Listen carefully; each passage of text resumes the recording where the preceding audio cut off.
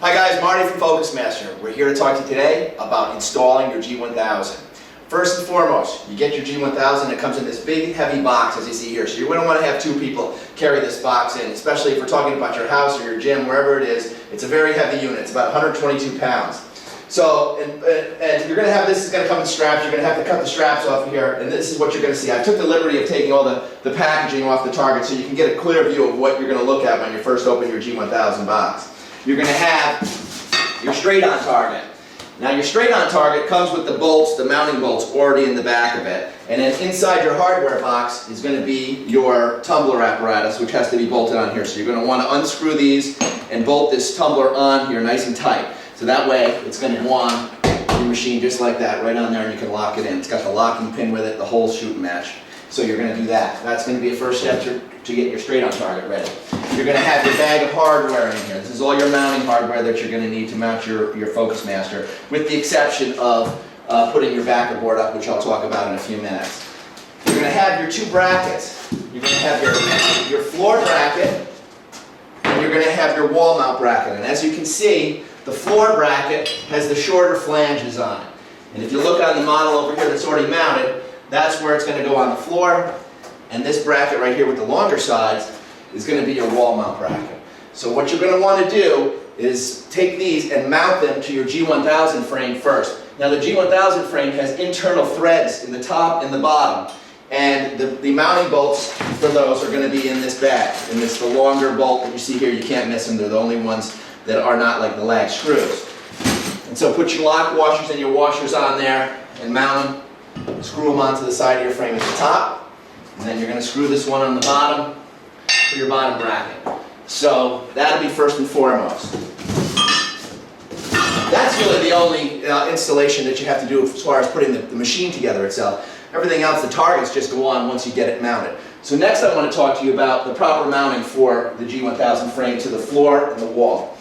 I always recommend that you have a backer board, okay? Whether it's wood stud or whether it's a concrete wall. And there's a couple different ways that you're going to mount that.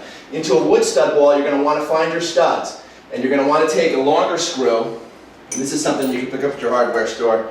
It's a 4.5-inch screw, usually the good length to have because it's got to go through it. This is a typical 2x6. And this 2x6 is about 36 inches long. It's a 3-foot 2x6. All right, and you're going to mount it into your first stud, your second stud, and your third stud. And they're usually spread apart about 16 inches for a standard wood stud wall.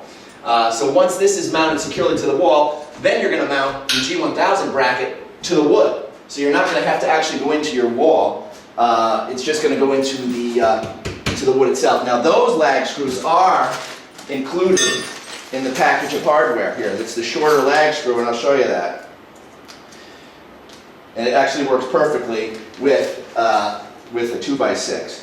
I recommend at least a 2x6. A 2x8 is great as well. It gives you actually a little bit more space if you want when you want to put your center bolts in there so that it doesn't interfere with your brackets. So there's a center bolt right here and a center bolt right here. So this thing is really secured into the wall very well. And then there's just two bolts that secure your top bracket to the wood. And that's this lag screw that comes in with the hardware that we provide. Put your lock washer and your washer on there as well. All right. And then the bottom is, if you've got a concrete floor, which a lot of people do if you're at home and you've got a basement, you put it in your basement or your garage, what you've got to do is once you get your backer board up, put your machine up. You don't have to have your targets on there. Make sure you've got two people doing this. You got one person holding the frame because it's heavy, and the second person, what you want to do is mark your holes. So make sure that you have the machine straight up and down this way. You might want to take a level so that it's level this way, and then it's level this way as well. And then you're going to take a magic marker and you're going to mark the holes. There's slotted holes in the bottom bracket here. As you can see, you take this, once it's mounted on there, and you take your marker and you mark your holes on the concrete. And then up on top, you take a drill and you can drill some small pilot holes in the wood so that your lag screw actually goes in there much easier when you start cranking it down. So you're not just going directly into the wood. You put a little pilot hole that's smaller than the lag screw into the wood first, and then you can crank that lag screw into there. It's going to be a much sturdier mount that way, and much easier for you to put the lag screw in. So once you mark your holes here, and you've got your pilot holes drilled here, and this is even up and down and away from the wall, down here and up here at the same distance, take your machine away. And then you're going to get your 5/8 masonry bit, which is where you can get this at the local hardware store. And this is if you're mounting into concrete. You don't need this if you're mounting into a wood floor. But if you're mounting into concrete, you take this and you get your household drill. If you have a hammer drill, even better, it'll go through the concrete a little bit easier. And you're going to want to have a vacuum cleaner with you so that you can suck out the concrete dust as you go. Now, the lag shields for concrete are also included here.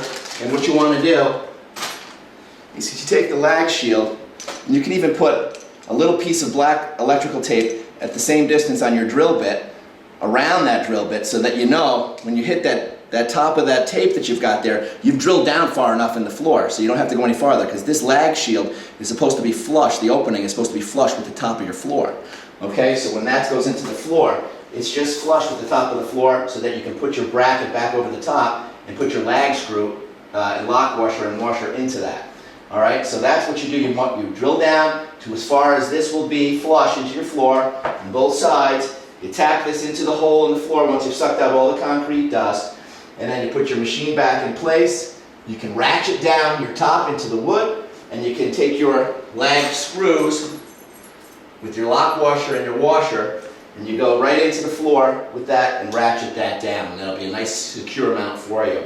Now, if you're in a commercial setting, you're going to want to have something a little bit stronger, because it's going to take a hell of a lot more use in a commercial setting than it is in your home setting. You're going to have, hundreds of people traveling through this machine. So we even found that in that setting, you might want to get even a sturdier mount on the floor into the concrete, and you might want to use an anchoring adhesive and an actual hex bolt. This is you're going to drill with your 5/8 masonry bit in a commercial setting down so that you can have about 3/4 of an inch of this thread coming up on the top. And Kyle, if you come in a little closer in the camera, you can see that's what we did here in our studio.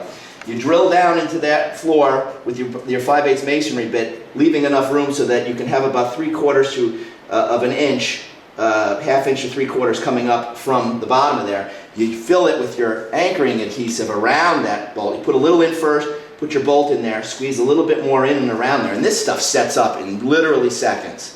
So it is just like having concrete around that bolt, and clean away any of the excess that's around there with a paper towel, and let it set first. So the bolts will just be coming up out of the floor this way, as you can see right here. Let them set up for a little bit.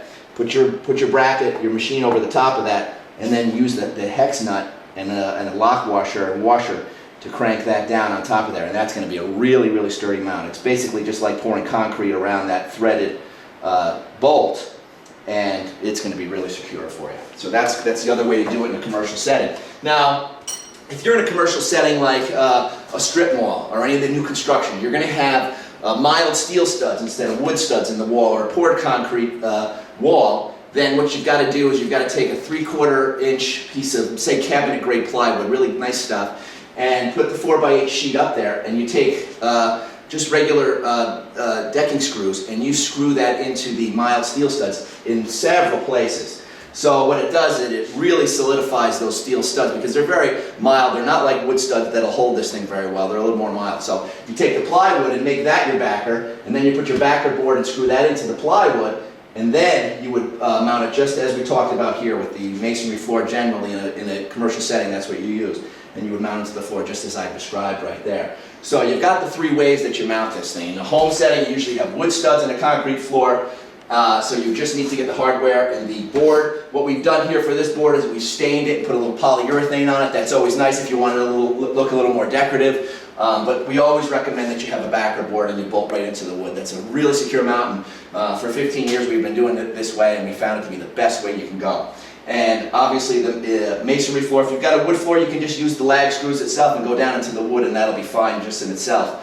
But the masonry way, we've provided for the home use. We found that the shields that we already supply with you, they work very well. 5/8 masonry bed, again, is that all you're going to need, and that should be it. The rest of it is just take your targets out of your box, put them on the machine, and you're ready to go. So that's basically it.